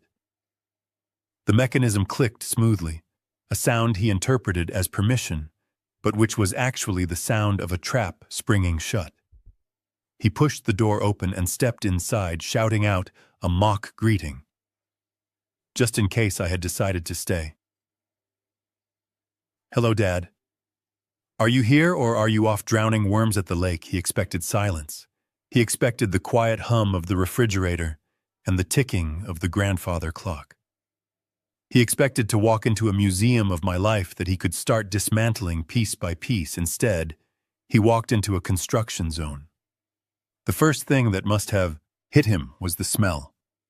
It was not the smell of lemon polish and pot roast. It was the smell of sweat, unwashed denim, stale tobacco, and gun oil. It was the smell of men who had been working hard and living rough. Brandon stopped dead in the entryway, his boots squeaking on the hardwood floor. Tiffany bumped into him from behind, letting out a small annoyance. "Watch where you are going, Brandon," she said, pushing past him to get into the foyer. Then she stopped too, and the annoyance in her voice turned into a gasp that sounded like all the air leaving a balloon. The hallway was empty, not just tidy but stripped. The antique console table where we kept the mail was gone. The mirror with the gold leaf frame was gone. The rug that ran the length of the hall was gone. The walls were bare, the paint looking brighter and more exposed without the photos and paintings to break it up. But it was the living room that made their hearts stop. They walked forward, drawn by a strange mechanical noise, the sound of a power drill whirring and the clank of metal on metal. They stepped through the archway, and the vision of their luxury future shattered into a million pieces. My living room. The room with the vaulted ceiling and the stone fireplace was unrecognizable. The Italian leather sofa was gone. The 85-inch television was gone. The coffee table made of reclaimed wood was gone. In their place was a scene that looked like a barracks. 10 men were in the room, 10 men who looked like they had been carved out of granite and left out in the storm. Too long, they were wearing leather vests with patches on the back, patches that said things like Vietnam Vet Desert Storm, and Semper Fi. Their arms were covered in tattoos, serpents, daggers, and names of fallen brothers. They had thick beards and scars that told stories of violence and survival. They were in the middle of assembling metal bunk beds, heavy industrial frames that were being bolted together. Right where my sofa used to sit, mattresses were stacked. Against the wall, wrapped in plastic duffel bags and rucksacks, were piled in the corner, looking like a supply drop in a war zone. The music was playing from a portable radio, not jazz or classical, but heavy rock, pounding out a rhythm that shook the floorboards. Brandon stood there, his mouth hanging open, his brain unable to process the data. His eyes darted around the room, looking for something familiar. Looking for me, looking for an explanation that would make sense of this invasion. "Excuse me," Brandon said, his voice cracking slightly, barely audible over the music. Nobody heard him. One of the men, a giant with a gray beard and a bandana tied around his head, was tightening a bolt on the bed frame. Another man was unpacking a crate of canned food on the kitchen island. "Excuse me," Brandon yelled louder, stepping further into the room.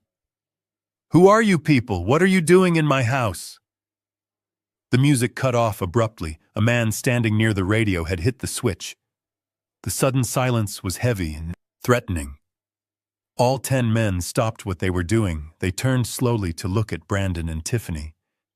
It was the kind of look a pack of wolves gives a stray dog that has wandered into their territory. It was not fear. It was not even anger. It was a cold calculation of threat assessment. From the center of the room, a man stepped forward. He was the one in charge. That much was obvious. He was not the biggest man there, but he carried himself with a terrifying stillness. He had a black patch over his left eye and a scar that ran from his temple to his jawline. His name was Gunnar, though Brandon did not know that yet.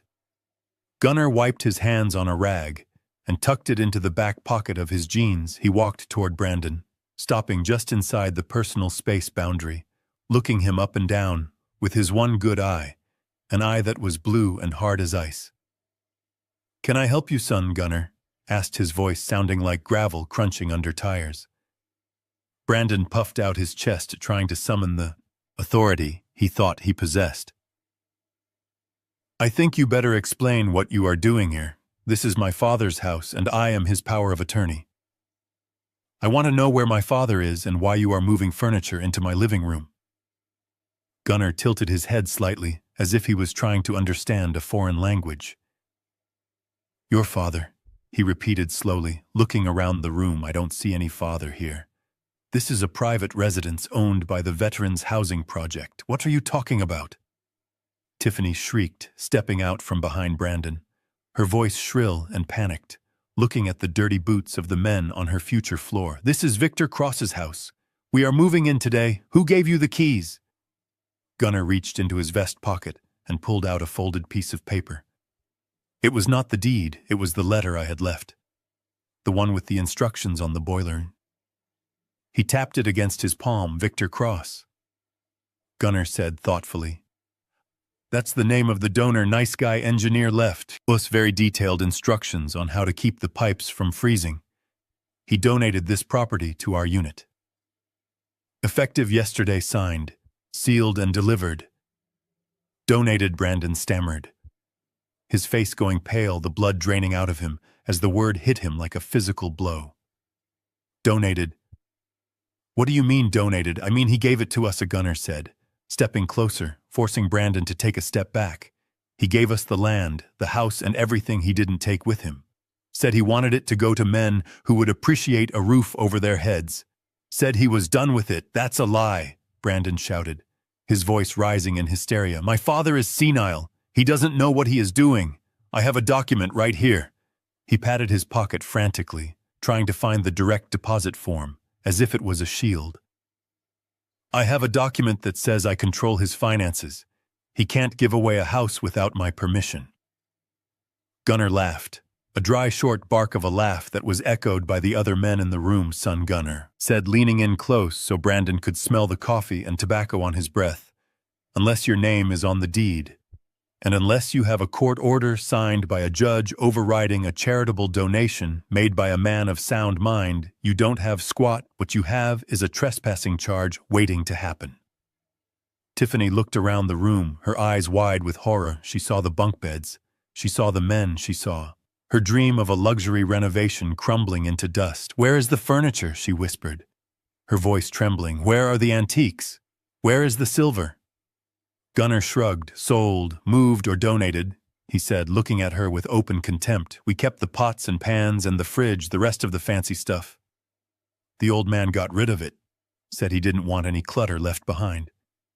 "For the rats," Tiffany gasped, clutching her purse to her chest. "Are you calling us rats? I didn't call you anything," Lady Gunnar said, his voice dropping an octave. "But if the shoe fits, you can wear it now. I am going to ask you nicely. One time, this is a shelter for homeless veterans. Some of these boys have PTSD, and they don't react well to loud noises or intruders. So unless you have induction papers and a valid military ID, I suggest you turn around, walk out that door, and get that truck off our driveway before we decide to help you move it ourselves." Brandon looked at Gunnar, then he looked at the other men who had started to pick up tools again. Hammers, wrenches, heavy steel pipes. They weren't threatening him overtly, but the threat was there, hanging in the air like smoke. "This isn't over," Brandon said, his voice shaking, trying to save face even as he retreated. "I am calling the police. I am calling my lawyer. My father has been kidnapped or coerced. This is fraud." "You make your calls," Gunnar said, crossing his arms over his chest. "But do it from the street, because right now you are on private property, and we have a very strict policy about uninvited guests." One of the men in the back revved a power drill and putsu. Wow, tsu. Sharp, aggressive sound that made Tiffany jump. "Let's go, Brandon," she hissed, grabbing his arm, her fingernails digging into his jacket.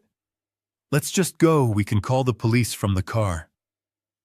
Brandon looked at the room one last time, looked at the kingdom he thought he had conquered, only to find it occupied by a different army. He looked at Gunnar's one good eye and saw something there that terrified him. He saw a man who had nothing to lose facing a boy who had just lost everything. He turned around and walked out the door, his legs stiff, his movement jerky. Tiffany ran ahead of him, stumbling in her heels, almost falling down the porch steps. Gunnar followed them to the doorway, standing on the threshold, watching them retreat. "And hey," Gunnar called out as Brandon reached the truck door. Brandon turned back, his face a mask of misery and rage.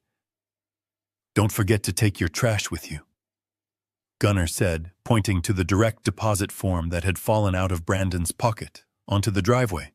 Brandon stared at the paper fluttering in the wind. Then he got into the truck and slammed the door. The engine roared to life and they reversed out of the driveway so fast they almost took out the mailbox. I wasn't there to see it, but I know Gunnar, he is a man of his word, and as the truck sped away down the street, leaving the house behind, I imagine Gunnar smiled, just a little bit, before turning back to his men. "All right, boys," he would have said. "Let's get these beds set up. We have a roof over our heads tonight, thanks to a man who knew how to clear the runway." I was sitting in seat 2A of a British Airways flight destined for London, enjoying the gentle hum of the cabin and the taste of a very expensive vintage champagne when my phone began to vibrate. On the side table, I had been expecting the call for the last hour ever since the sun went down in Seattle. I knew the timing perfectly. I knew exactly how long it would take for Gunnar to evict them. And I knew exactly how long it would take for Brandon to drive away in a panic and reach for his phone to scream at me.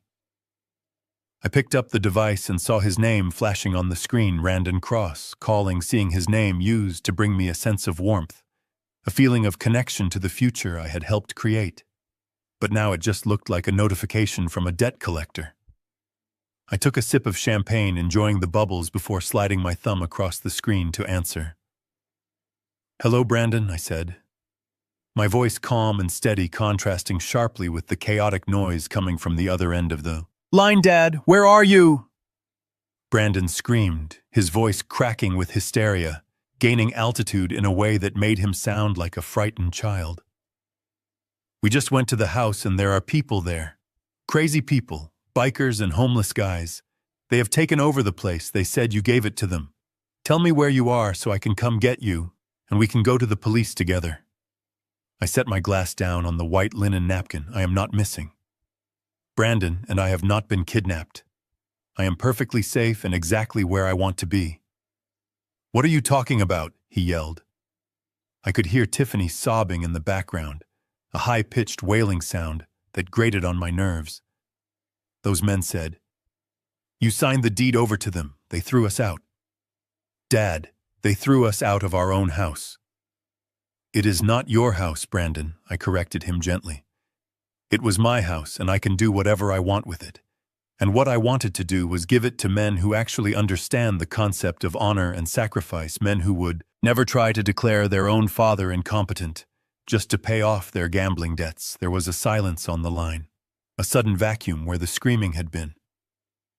I could hear him breathing heavy, ragged breaths as the reality of what I said sank in. "You know," he whispered, his voice trembling. "You know about the debts. I know everything, son," I said, looking out the window at the clouds stretching out beneath the wing like a white ocean. "I know about the $400,000 you lost in crypto.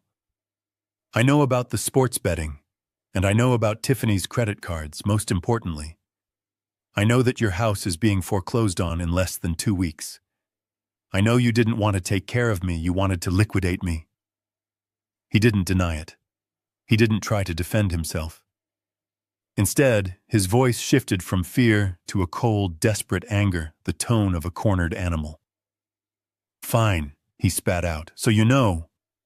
So you gave the house away to spite us, that you are a sick old man, but you forgot one thing, Dad. You signed the papers. You signed the direct deposit authorization and the power of attorney. We still control your finances. We might not have the house, but we have your income. And with $12,000 a month, we can still save our place and fight you on the deed later." I closed my eyes for a moment, feeling a flicker of pity, not for him, but for the sheer depth of his delusion. He still thought he was playing a game of checkers while I had already cleared the chessboard. "Is that right?" I asked, keeping my tone conversational. "Well, if you are so sure about that, why don't you check the account?" "Brandon, I believe the transfer went through this afternoon, right on schedule." I heard the rustling of fabric as he fumbled for his phone, likely putting me on speaker so he could open his banking app. I imagined him and Tiffany huddled together in the cab of that rental truck, their faces illuminated by the blue light of the screen, hoping for a miracle, hoping to see a 5-figure number that would solve all their problems. I took another sip of champagne and waited. A moment later, I heard a sound that was half gasp and half scream. It was the sound of a heart breaking, or perhaps a bank account breaking. "What is this?" Brandon shrieked, his voice so loud I had to pull the phone away from my ear. "What is this ad? $145. $145.50 to be exact," I said, checking the notification on my own watch. "That sounds about right." "Where's the rest of it?" he demanded. "Where is the consulting money? Where is the pension? Where is the Social Security?" "You said you signed it over." "I did sign it over," I said quietly. "I signed over exactly what you asked for my employment income. But you see, Brandon, I resigned from the firm on Wednesday. Effectively immediately, that $145 is the prorated pay for my last 2 days of work. That is my entire employment income for the month and for the foreseeable future." "You quit," he whispered, the word coming out like the curse. I retired. I corrected him again. "I am 72 years old. It was time. And as for the pension and the investment dividends, well, those are no longer personal income. I moved all my assets into an irrevocable trust on Friday morning. Technically, I don't own that money anymore. The trust does, and since you are the guardian of Victor Cross, the individual and not the trustee, of the Victor Cross Charitable Trust, you have absolutely no access to those funds." I let the silence stretch out, letting the legal weight of my words crush him. "You have power of attorney over a man who has 0 assets and 0 income. I continued, my voice hard and final. You are the captain of a ghost ship, Brandon. You have control over nothing, but we need that money. Tiffany's voice cut through the background, shrill and terrified. We have the mortgage payment due on Tuesday. If we don't pay, they will take the house. I know, I said, and I suggest you start looking for a smaller apartment, maybe. Something in a neighborhood you can actually afford, because the Bank of Dad is closed permanently. Dad, please. Brandon's voice broke. He was crying now. Genuine tears of terror. Dad, please don't do this. We are going to lose everything. We will be on the street. You won't be on the street, I said, feeling a strange sense of detachment. I am sure Tiffany's parents have a basement you can live in, or you can get a job. Brandon, a real job, not playing with digital coins. Maybe you can learn a trade. Start at the bottom, like I did. Learn what it feels like to earn $1 instead of stealing it, Dad.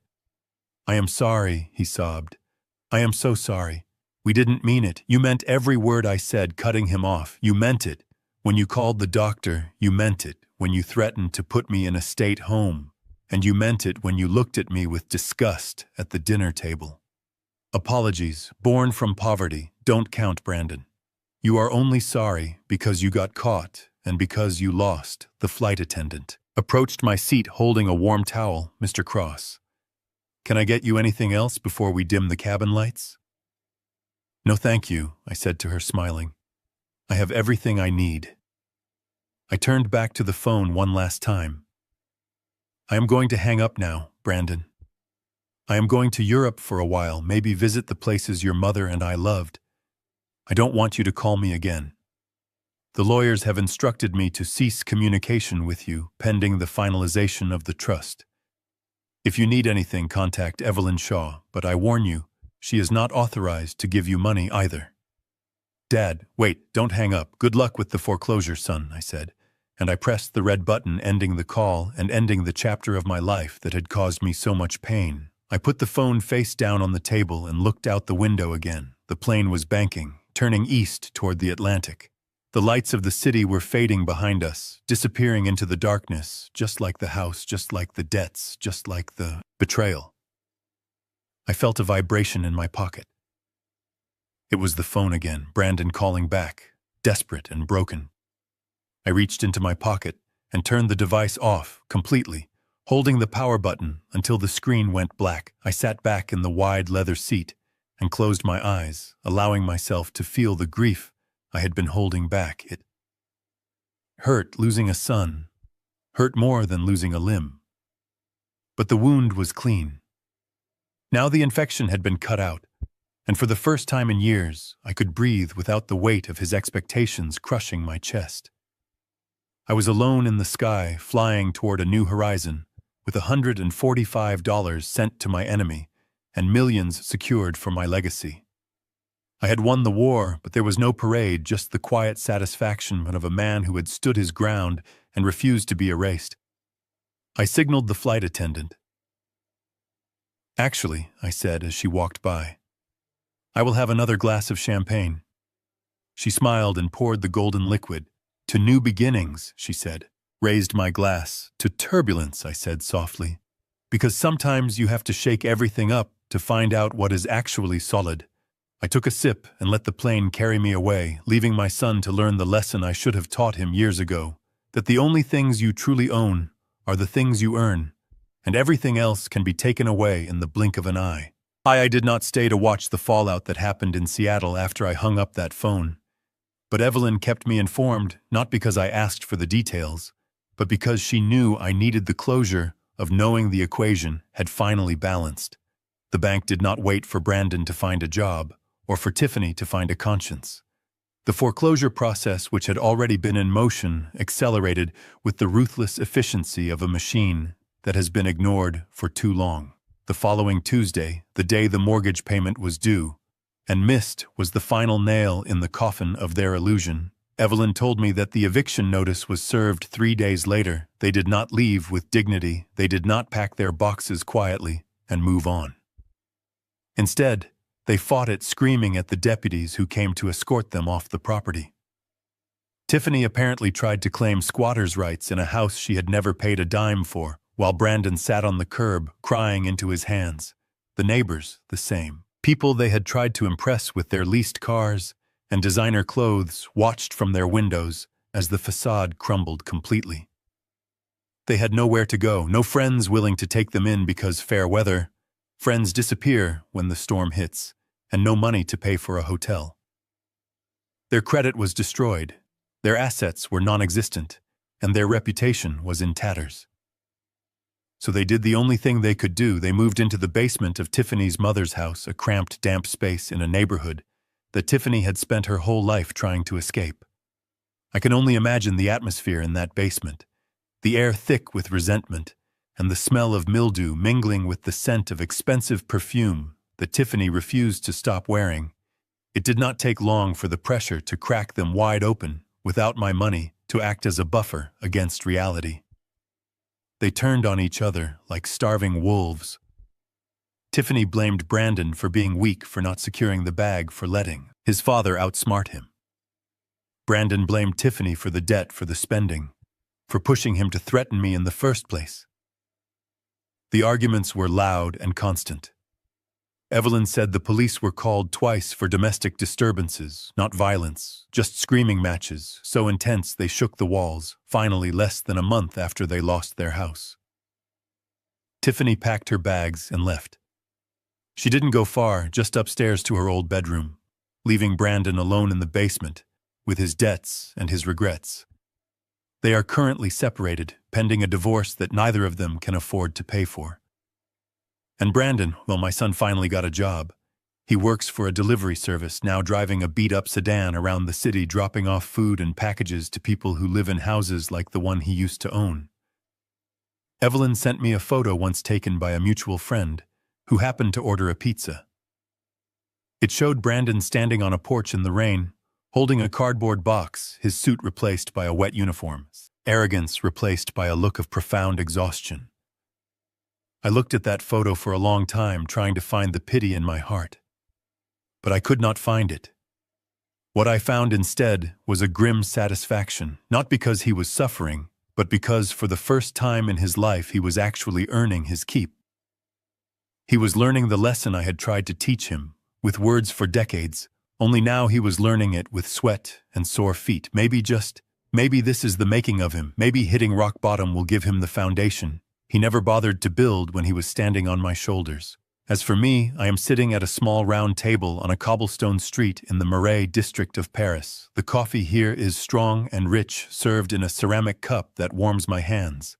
The air smells of rain and fresh bread, and nobody here knows my name. Nobody here knows that I used to be a chief engineer, or that I have a son who tried to declare me insane to steal my money here. I am just an old man. Enjoying his morning. Enjoying the silence, I opened my laptop earlier to send an email to Evelyn, thanking her for finalizing the last details of the trust. She tells me that the Veterans Housing Project is thriving. The house is full, every bedroom occupied by a man who needed a second chance. Gunnar sent a message through her saying that the boiler is working perfectly, and that they planted a vegetable garden in the backyard right where Tiffany wanted to put a swimming pool, reading that made me smile more than anything else has. In years, I closed the laptop and looked out at the street, watching the people pass by. Young couples holding hands, old men walking their dogs, tourists looking at maps. I feel a lightness in my chest that I haven't felt since Kate died for so long. I carried the weight of my son's expectations, the weight of his failures, the weight of thinking it was my job to fix him simply because we shared the same blood. But sitting here thousands of miles away, I realized the truth. That set me free family is not defined by DN. It is not defined by a last name or a birth certificate. Family is defined by respect. It is defined by how you treat each other when the chips are down. And by that definition, I realized I did not lose a family when I walked away from Brandon. I lost a parasite.